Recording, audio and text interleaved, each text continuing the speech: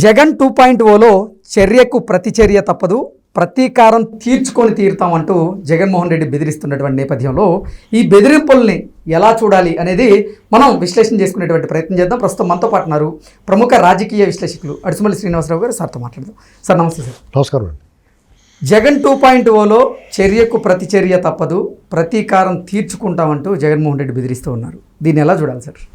ఇప్పుడు సహజంగానే వాళ్ళ క్యాడర్ను ఉత్తేజపరచడానికి మాట్లాడతారండి. ఎందుకంటే డిమోరలైజ్ అయిపోయారు వాళ్ళంతా. ఇప్పుడు జగన్మోహన్ రెడ్డి అంత ఘోర పరాజయం, ఘోర ఓటమి జరిగిన తర్వాత వాళ్ళందరూ కూడా వాళ్ళ పార్టీలో ఎలక్షన్ ముందు చాలామంది పోయారు, ఎలక్షన్ అయిన తర్వాత చాలామంది పోయారు. అతనికి రెక్కలు తెగిపోయినాయి. ఓటు బ్యాంక్ ఉంటుంది, ఆ ఓటు బ్యాంక్ కూడా కాంగ్రెస్ వైపు వెళ్ళిపోవచ్చు. మానవులు ఏం చెప్తున్నామంటే, మీకు ఎందుకురా బాబు, అక్కడ పోయిన వాళ్ళు పోగా మేజవాణి బృందం మిగిలింది, వీళ్ళతో పాటు మీకెందుకు, మీరు వేరే దారి చూసుకుంటే అతను మళ్ళీ ఎలక్షన్ అప్పటికి అతను పార్టీ ఉండకపోవచ్చు, అతను కూడా జైల్లో ఉంటాడో, మీరందరూ కాంగ్రెస్ పార్టీ ఉంది కదా, కాంగ్రెస్ పార్టీ మీ భావజాలానికి టీడీపీలో చేరలేరు కొంతమంది జనసేనలో చేరలేరు, కొంతమంది బీజేపీలో చేరలేరు. ఇప్పుడు వైసీపీలో ఉన్న ఓటు బ్యాంకులో ఉన్న ఆ సానుభూతి పరులు వాళ్ళు రకరకాల కారణాలతో ఈ మూడు పార్టీల్లో చేరలేరు. ఈ మూడు పార్టీల్లో వాళ్ళకి అయిపోయినట్టు కొంచెం బెటర్ అనుకున్న దాంట్లో కొంతమంది పోతారు. మిగతా వాళ్ళందరికీ వాళ్ళకి బేసిక్గా ఫస్ట్ నుంచి ఉన్న ఓటు బ్యాంక్ కాంగ్రెస్ ఓటు బ్యాంకే కదా, అందులో పోతారు. అక్కడ కూడా రాజశేఖర రెడ్డి గారు అమ్మాయి కదా ఉంది అధ్యక్షురాలుగా, డెఫినెట్గా అటువైపు మళ్ళుతారు వాళ్ళంతా. ఓకే, గ్యారంటీగా జరగబోయేది అదే. దీన్ని ఆపడానికి అతను ఇవన్నీ మాట్లాడుతున్నాడు, కొంచెం అగ్రెసివ్గా వెళ్తున్నాడు. ప్రతిపక్షంలో ఉన్న వాళ్ళకి అడ్వాంటేజ్ ఉంటుంది, కొట్టించుకుందామని చూస్తారు. ఓకే, అగ్రెసివ్గా మాట్లాడతారు, బూతులు మాట్లాడతారు, రెచ్చగొట్టేలా మాట్లాడతారు. దాంతో ప్రభుత్వం ఏమైనా రియాక్ట్ అయిందనుకోండి, అదిగో మమ్మల్ని ఎలా చేశారు అలా చేశారని సానుభూతి పొందడానికి ప్రయత్నం చేస్తారు. సహజంగా జరిగేది. ఇప్పుడు ఏమైందంటే ఈ ప్రభుత్వం స్పందించట్లేదు. తెలుగుదేశం వాళ్ళు ఈయన ఎన్ని గింజుకున్నా కానీ వాళ్ళు పట్టించుకోవట్లేదు. వాళ్ళు పనులు చేసిపోతున్నారు. అందుకని పోలీసుల మీద పడ్డాడు. ఇప్పుడు రెండు చేతులు కలిస్తేనే కదా చప్పట్లు వస్తాయి. అవును. ఇప్పుడు టీడీపీనో లేకపోతే ఎవరో ఒకరిని గెలుతాడు, వాళ్ళు సరే ఆయన పట్టించుకోకుండా పోయారు అనుకోండి, ఏం చేస్తాడు? ఇప్పుడు అందుకని జనసేన ఇప్పుడు వాళ్ళ మీద చిచ్చు పెట్టడానికి ప్రయత్నం చేశాడు, అదే ఫలించలేదు. అందుకని ఇప్పుడు రాజుగారి పెద్ద భార్య చిన్న భార్య మంచిదంటే పెద్ద భార్య చెడ్డదన్నట్టుగానే పవన్ కళ్యాణ్ గారు వాళ్ళ అబ్బాయికి ప్రమాదం జరిగితే అందరూ బాధపడ్డారు. చిన్నపిల్లడు ఇప్పుడు అయ్యో పప్పు అనుకో అగ్ని ప్రమాదం జరిగిందంటే అనుకుంటాం కదా, ఎవరి పిల్లడైనా అంతే కదా. అలాగే వీళ్ళు స్వభావానికి విరుద్ధంగా సానుభూతి చూపించారు. మామూలుగా వీళ్ళ స్వభావం అలాగే సానుభూతి అది చూపించారు. వీళ్ళు పైశాచికానందం, శవాల దగ్గర నవ్వుతారు, ఎవరికైనా ప్రమాదం జరిగిందంటే వికృతంగా ఆనందిస్తారు. దానికి విరుద్ధంగా అతనికి సానుభూతి చెప్పారంటే, సరే పవన్ కళ్యాణ్ ఇంకేమనద్దు అని వీళ్ళు ఒకళ్ళనే అందాం, జన సైనికులు ఏనంటే వాళ్ళు ఊరుకోరు, మన ఓటంటే వాళ్ళు 100 అంటారని ఆ లైన్లో ఉన్నారు వాళ్ళు. ఇలా రకరకాల వ్యూహాలు పొందుతారు. ఎందుకంటే ఇదొక స్ట్రాటజీ. నెక్స్ట్ ఏంటంటే, ప్రభుత్వంలో ఉన్న తెలుగుదేశం పార్టీ స్పందించట్లేదు కాబట్టి, ప్రభుత్వాన్ని ఎన్ని తిట్టినా కానీ వాళ్ళు అరెస్టులే చేయట్లేదు కాబట్టి పోలీసులను పట్టుకుందాం. పోలీసులను తిడితే ఏం చేస్తారు? పోలీసులు స్పందిస్తారు, లేదంటే కేసు కడతారు, లోపల తీసుకెళ్తారు కదా. అలాంటి ఏదైనా జరుగుద్దేమో ట్రై చేస్తున్నాను. అందుకనే బట్టలు ఎప్పుడిస్తాం అయ్యి మాట్లాడాడు. తప్పు కదా, అక్కడ మహిళ ఉంటారు, అసలు మహిళలున్నా పురుషులన్నా బట్టలు ఎప్పుడెత్తారంటే ఒళ్ళొడ తీసి కొడతానంట, తప్పు కదా అది.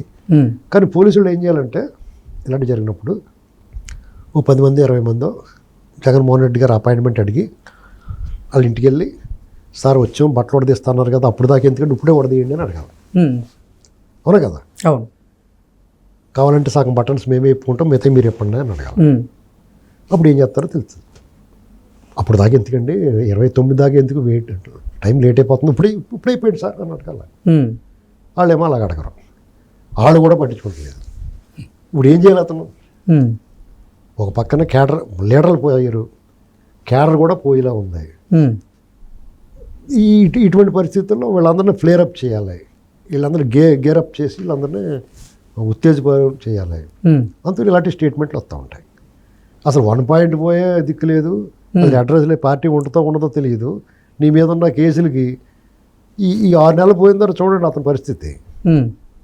ఉదాహరణకు మీదడిపోతాయి. అసలు జగన్ 2.0లో జగన్ ఎలా ఉండబోతున్నాడు సార్? అసలు అతను ఉన్నాడు కదా రాజకీయాల్లోనూ. మీరు ఇంకా 2.0 ఏంటండి, అసలు సినిమా ఉన్నప్పుడు ఇప్పుడు సినిమా పార్ట్ 1 తీశారు, అది అటర్ఫ్లాప్ అయిపోయింది. దాన్ని మళ్ళీ పార్ట్ తీసి కూడా ఉంటాడు ఎవడన్నానే. ఓకే. పార్ట్ 1 సూపర్ సక్సెస్ అయితే పార్ట్ 2 తీస్తాడు. పార్ట్ 1 అటబలాబ్ అయిపోయింది.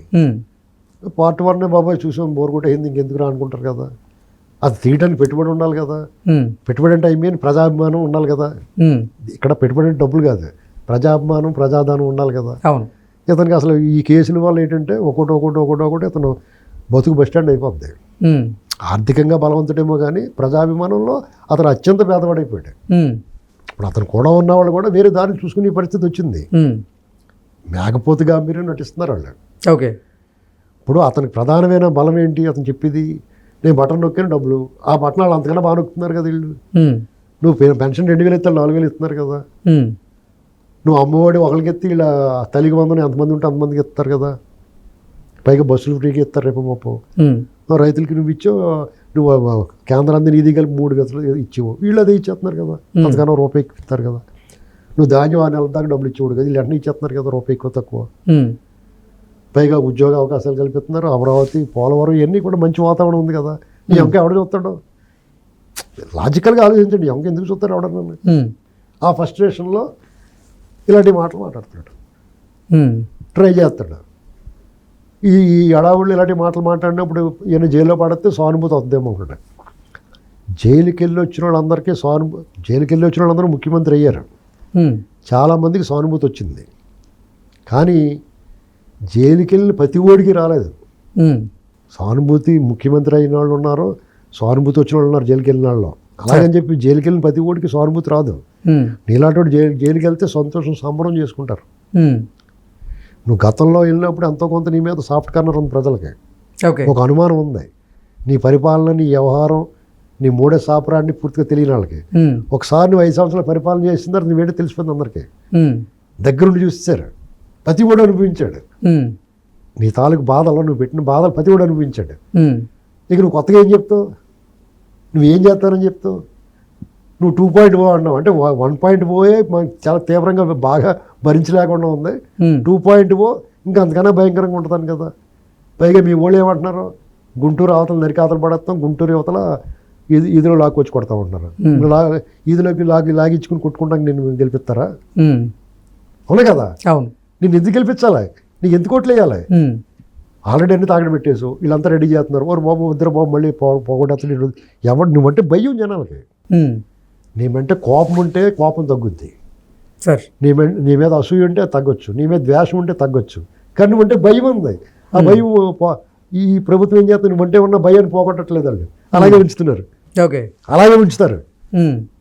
అర్థమైంది మీకు?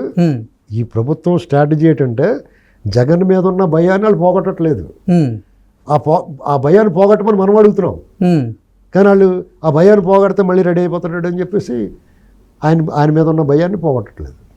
అంతే. కాబట్టి అతను 2.0 ఉండదు, 3.0 ఏముండదు, 1.0 అధ్వానం అయిపోయింది. ఆ ఉన్నవాళ్ళు లీడర్లు అందరూ పోయి, కేడర్ కూడా పోయేలాగా ఉంది. అతను ఒకడో తిరగాలి. అతను కూడా జైల్లో ఉంటాడు. జైల్లో ఎలక్షన్ పెట్టి మటన్ వారానికి 3 సార్లు పెట్టాలి. ఇలాంటి వాటి మీద ధర్నాలు చేస్తే, ఓటింగ్ పెడితే అందులో గెలవచ్చు నువ్వు. ఖైదీలందరూ నీకు ఓట్లు ఎక్కువ వేయచ్చు, మటన్ ఎక్కువ పెట్టిస్తా ఉన్నావు కాబట్టి. అది జరుగుతుంది తప్ప ప్రజాబాహుళ్యంలో నీకు మళ్ళీ అధికారం అనేటువంటిది కల్లా. అసలు నీ రాజకీయ పార్టీయే బహుశా ఉండకపోవచ్చు.